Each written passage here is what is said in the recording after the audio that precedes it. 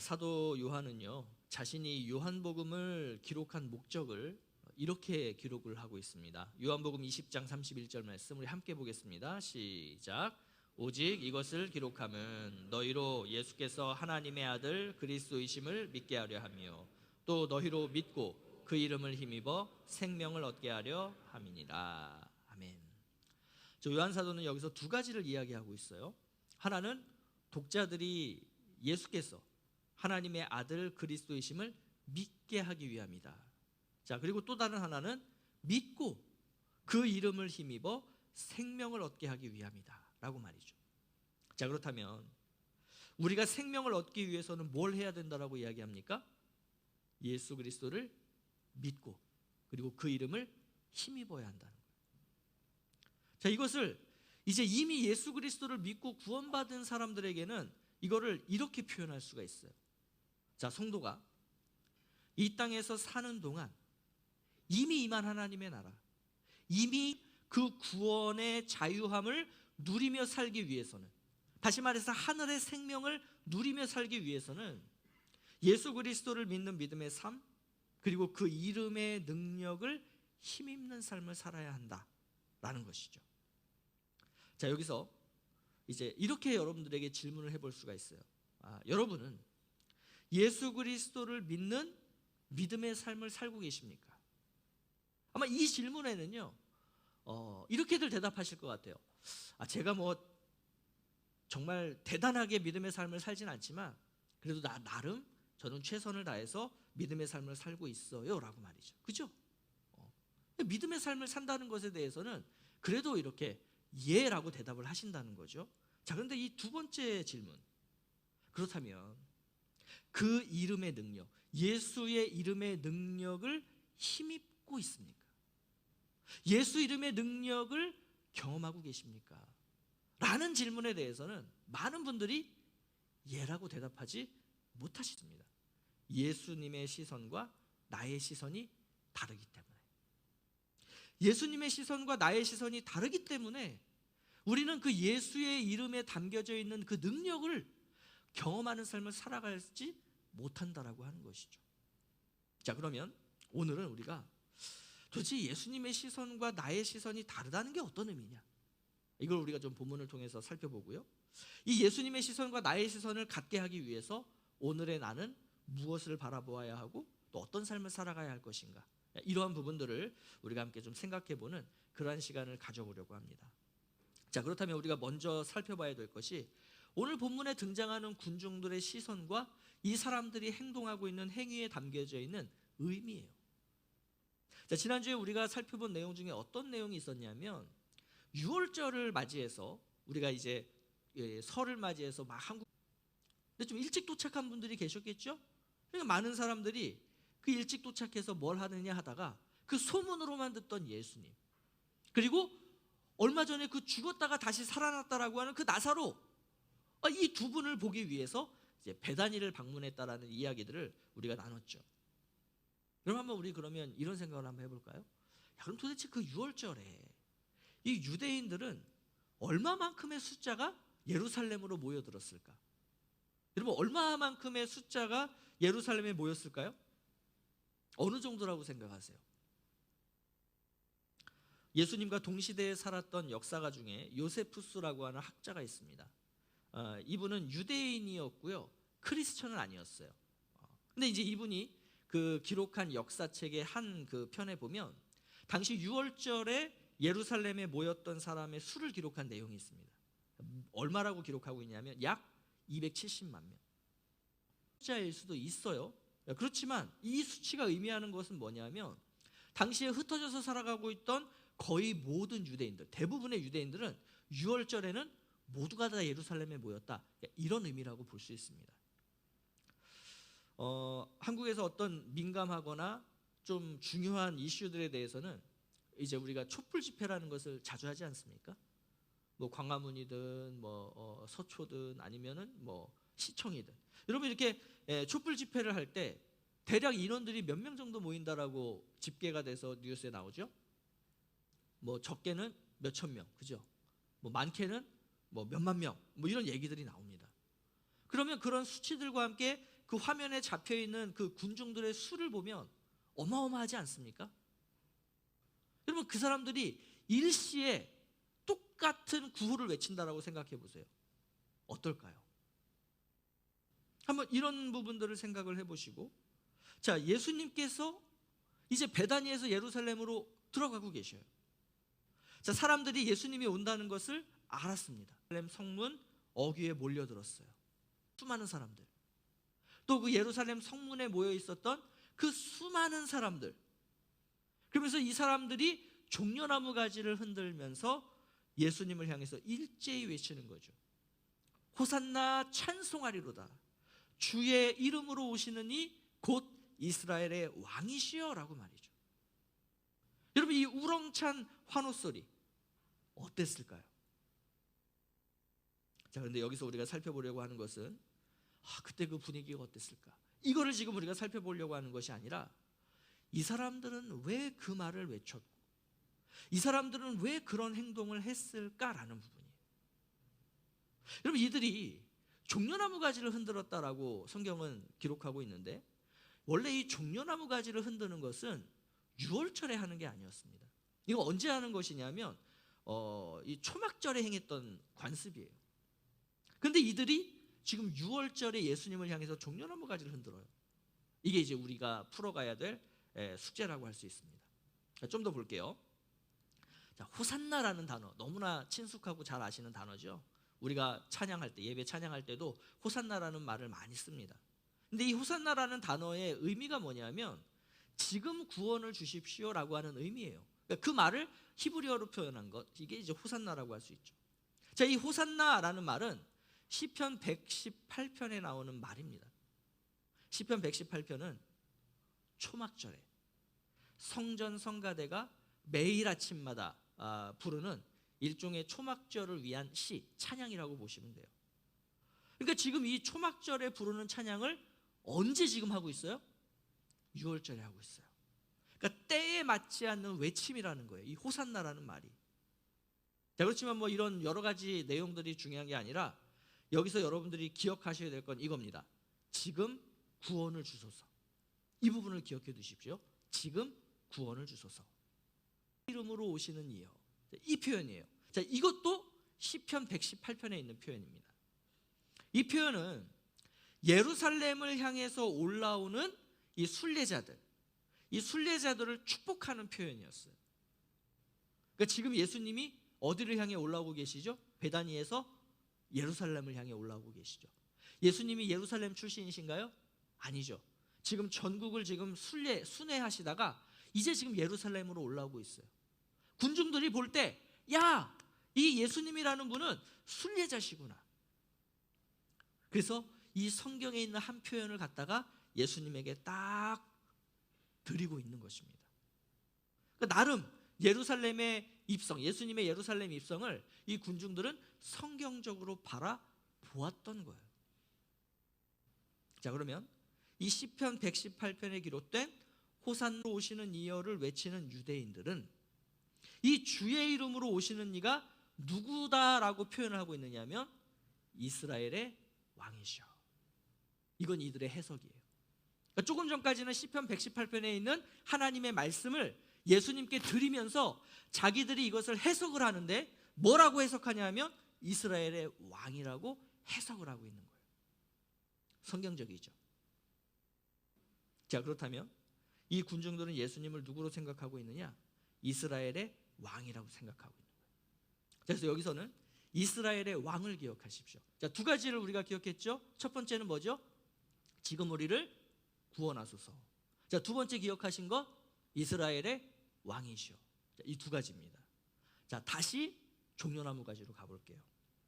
자, BC 141년경에 유대 그 지도자, 민족 지도자 중에 시몬 마커비라고 하는 사람이 있었어요.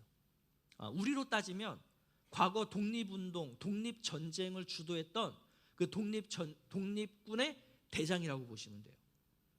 자, 이 마커비 당시엔 다스렸던 나라가 수리아라고 하는 나라입니다. 자, 이 수리아 왕 에피파네스 4세라고 하는 사람은 이 이스라엘을 다스릴 때 예루살렘 성전 마당에 제우스 신상을 세웠어요. 그리고 이 이스라엘 사람들, 유대인들이 가증하게 여겼던 돼지의 피로 제사를 드리겠습니다. 그리고 유대인들이 할례를 행하지 못하게 했어요. 다시 말해서 유대인들의 민족과 정체성과 종교를 말살하는 정책을 폈던 거죠. 자, 이것에 맞서서 당시에 수많은 유대인들이 싸웠고 이 과정에서 순교자들이 생겨났습니다. 자, 이때 굉장히 큰 혁명을 일으켰던 사람이 있는데 그 사람이 바로 시몬 마커비라는 사람이었어요. 자, 이 마커비는 20년 동안 이 수리아에 저항한 끝에 비로소 이 수리아를 예루살렘 성에서 몰아내게 됩니다. 자, 이때 이 마커비가 이 수리아 사람들을 몰아내고 이제 어떻게 보면 개선 행군을 했겠죠. 예루살렘 성을 향해서 이렇게 들어왔겠죠.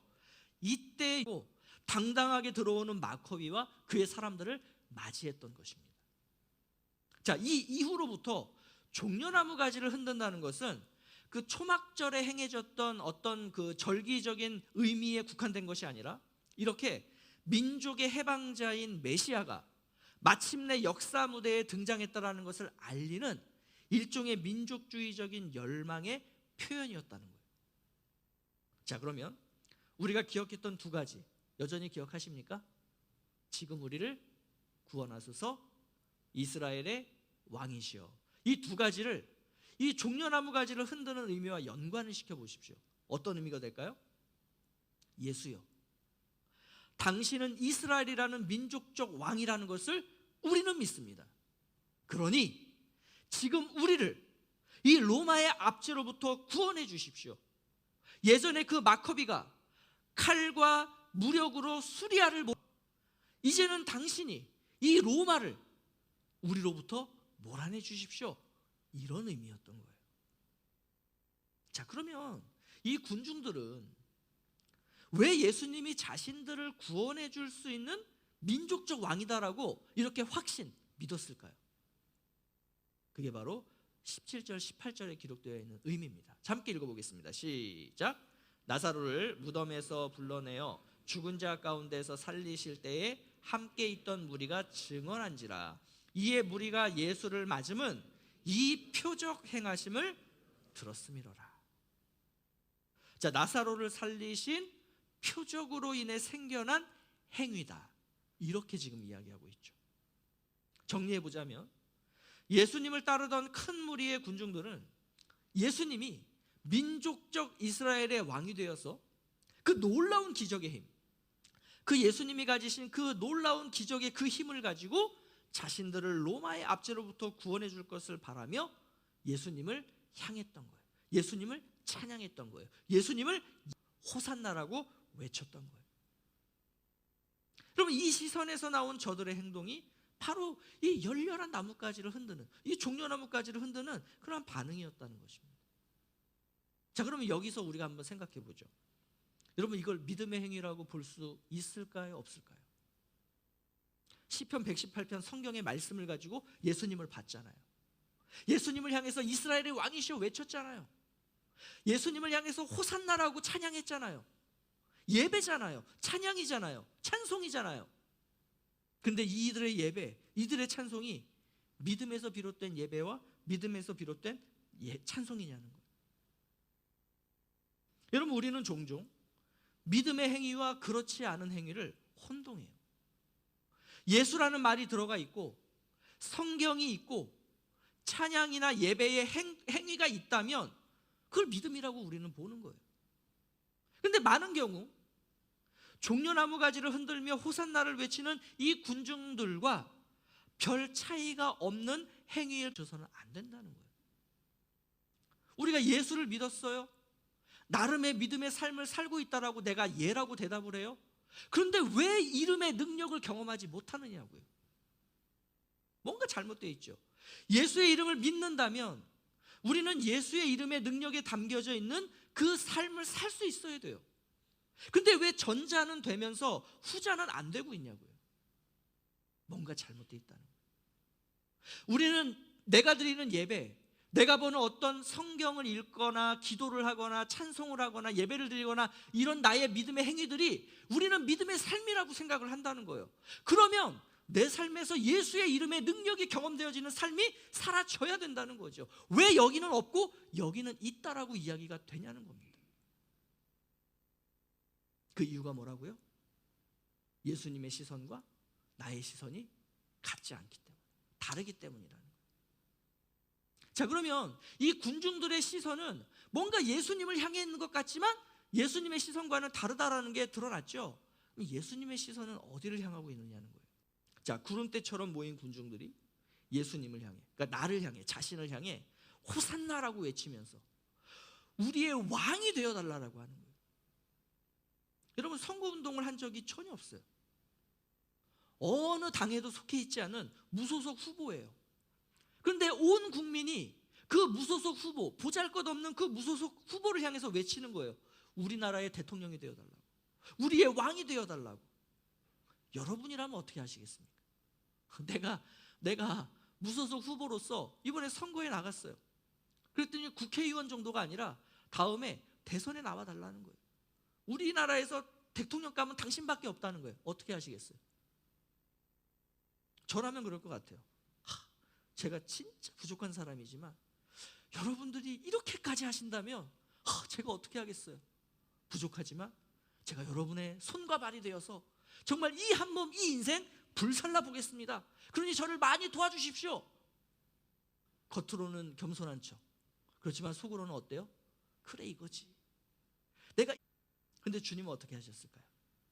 자, 14절 말씀입니다. 함께 보겠습니다. 시작.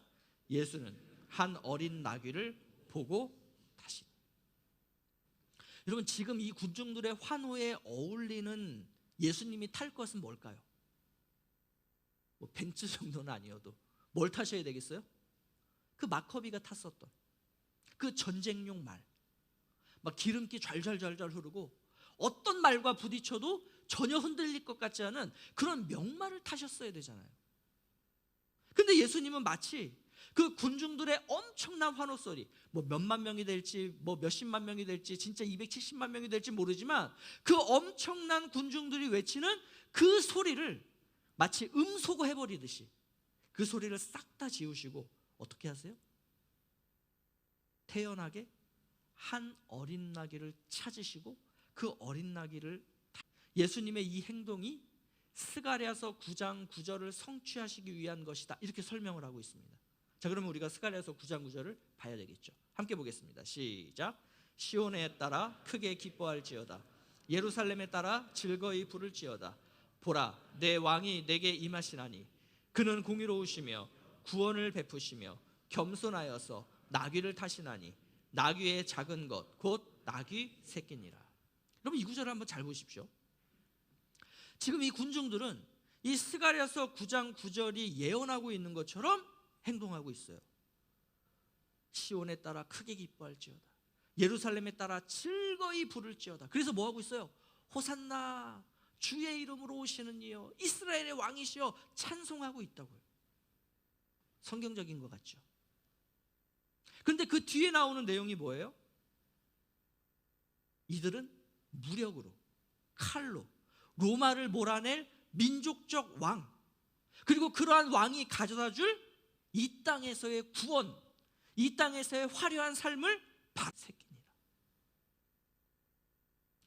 예수님은 그렇게 크게 기뻐하며 환호하며 정말 엄청난 예배를 드리는 그 사람들을 바라보시면서 뭘 생각했어요? 너희들의 그 환호가 어디를 향한 거니? 너희들의 그 예배의 행위 속에 담겨져 있는 의미는 뭐니? 그러면서 주님은 지금 어디를 바라보십니까? 하나님의 말씀, 하나님의 뜻을 향하시는 거예요. 자, 하나님도 동일하게 예수님이 이스라엘의 왕이 되기를 원하셨어요. 그런데 하나님께서 원하시는 이스라엘의 왕은 군중들이 바라보고 있는, 군중들이 시선을 두고 있는 그러한 민족적인 왕, 그러한 왕이 아니었어요. 주님이 생각하시는 이스라엘의 왕, 하나님이 기뻐하시는 이스라엘의 왕은 누구냐? 스가랴서 9장 10절 11절을 계속 보겠습니다. 자, 함께 보겠습니다. 시작. 내가 에브라임의 병거와 예루살렘의 말을 끊겠고 전쟁하는 활도 끊으리니 그가 이방 사람에게 화평을 전할 것이요 그의 통치는 바다에서 바다까지 이르고 유브라데 강에서 땅 끝까지 이르리라. 또 너로 말할진대 내 언약의 피로 말미암아 내가 내 갇힌 자들을 물 없는 구덩이에서 놓았나니. 자, 하나님께서 이 예수님을 통해서 이루시기를 원하시는 이 땅에서의 왕의 상은요, 온유한 왕인 거예요. 병거와 말과 활과 칼을 사용하는 그러한 전쟁을 통해서 민족을 구원하는 그러한 왕이 아니라 오히려 이러한 병거와 말과 활을 끊고 전쟁을 그치도록 하는 그러한 왕이라는 거예요. 이 왕은 칼로 다스리거나 칼로 통치하지 않고 평화를 선포하며 평화로 다스리는 그러한 왕입니다. 자, 이러한 10절에서의 평화로 다스리고 통치하는 이것이 11절에서 뭐로 연결이 되냐면 언약의 피라고 하는 표현으로 연결이 돼요. 자, 그러면 지금 예수님은 언제 예루살렘으로 들어가고 계신 거예요? 초막절에 지금 들어가고 계세요? 아니잖아요. 예수님이 지금 들어가시고 계신 때는 6월절이에요. 여러분, 이 6월절이라는 것이 어떤 절기입니까? 어린 양을 희생시킨 그 피를 그 문지방과 문설주에 바름으로써 이스라엘이 애굽으로부터 출애굽하는, 다시 말해서 애굽으로부터 구원받는 날을 기억하고 기념하는 절기가 그게 6월절이죠. 다시 말해서 이 스가랴서에서의 언약의 피라고 하는 것은 다시 이 어린 양의 피를 의미하는 거예요. 또 곧 이제 예수 그리스도께서 이 십자가에서 그렇게 어린 양처럼 피를 흘리는 이 죽음을 통해서 하나님의 백성들을 구원하시겠다라고 하는 하나님의 뜻을 성취하는 것, 그리고 주님은 지금 그걸 바라보고 걸어가고 계시다는 거예요. 이 수많은 군중들이 외치는 그 화려함과 정말로 이 세상에서의 그 힘을 통한, 권력을 통한, 명예를 통한 그러한 왕이 아니라 죽음을 통해서 이 땅에 하나님 나라의 평화를 가져오기를 원하시는 그 길 말이죠. 이처럼 예수님의 시선은 자신을 향해서 환호하며 민족적 왕으로 세우고자 했던 그 군중들의 열성적인 환호와 화려함을 향해 있지 않았어요. 주님은 칼이 아닌 십자가로 구원을 이루는 평화의 왕으로서의 길을 지금 걸어가고 계셨던 것입니다. 다시 말해서 세상의 왕이 아닌 하나님 나라의 왕으로서의 행적이었던 것이죠.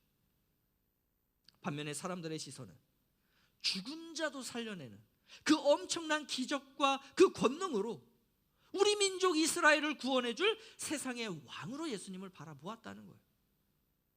힘없고 능력 없어서 그저 그냥 사람들이 시키는 대로 십자가에서 아무런 저항도 해보지 못하고 죽어가는 그런 유약한 왕이 아니라 칼과 활로 로마를 무너뜨릴 왕, 다시 말해서 엄청난 세상의 가치들로 무장된 이 세상 나라의 왕으로서 예수님을 세우고자 했다는 것이죠.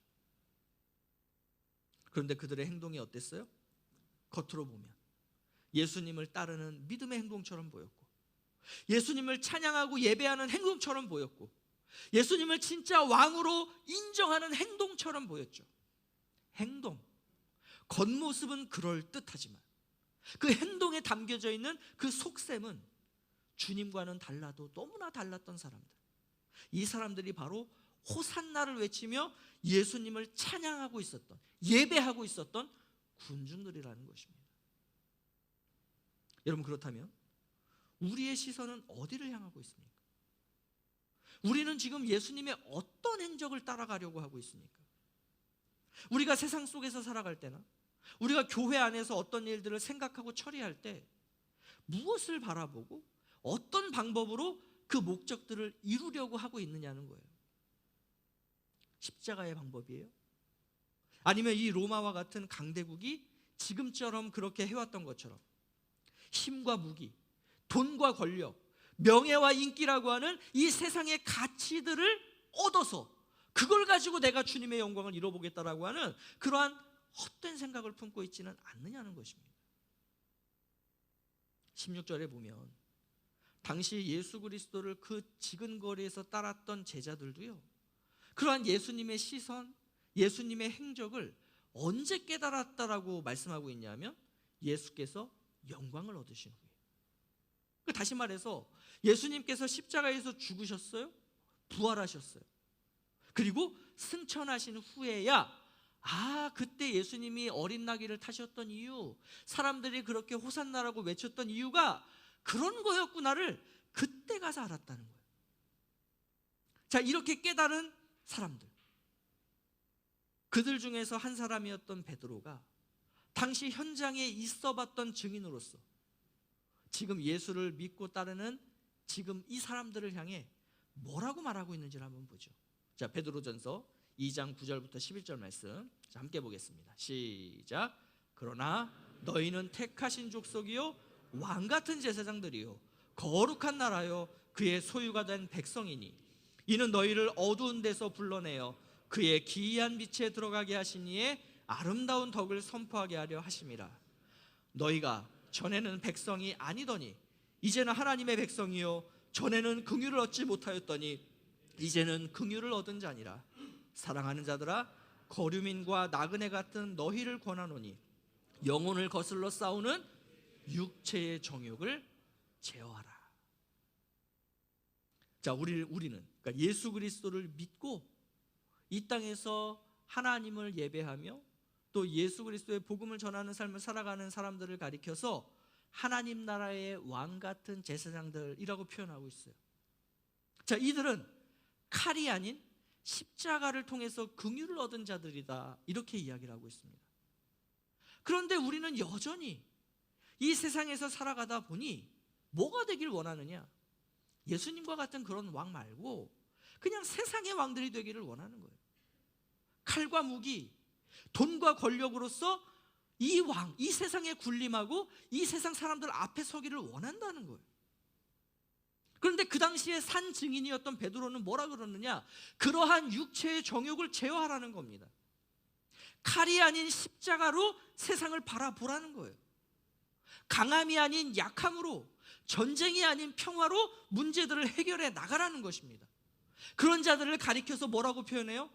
하나님의 택하신 족속이라고. 그런 자들이 바로 하나님의 주인 되신 하나님 나라의 백성들이라고. 그런 자들이 바로 빛의 자녀들이라고 말이죠. 자, 그렇다면 다시 우리의 시선을 점검해 보기를 원합니다. 여러분, 우리의 시선은 지금 어디를 향해 있습니까? 십자가를 향해 있습니까? 아니면 이 세상의 돈과 권력, 그 칼과 무기를 향해 있습니까? 희생을 통해서 하나님 나라를 원하고 있습니까? 아니면 세상으로부터의 영광을 받아 하나님 나라를 이루기를 원하고 있습니까? 아무쪼록 오직 하나님의 뜻을 향해서 시선을 두셨고 세상의 그 어떤 유혹과 핍박 속에서도 묵묵히 그 십자가의 길을 걸어가셨던 예수 그리스도처럼 우리도 하나님의 뜻에 시선을 두고 내 십자가를 지고 예수의 제자로서의 삶을 살아갈 수 있는, 십자가의 길을 걸어갈 수 있는 저와 여러분이 되실 수 있기를. 그래서 정말로 이 땅에서 살아가는 동안 예수 이름의 능력을 힘입는 삶을 살아갈 수 있는 그러한 저와 여러분이 되시기를 예수 그리스도의 이름으로 축복합니다.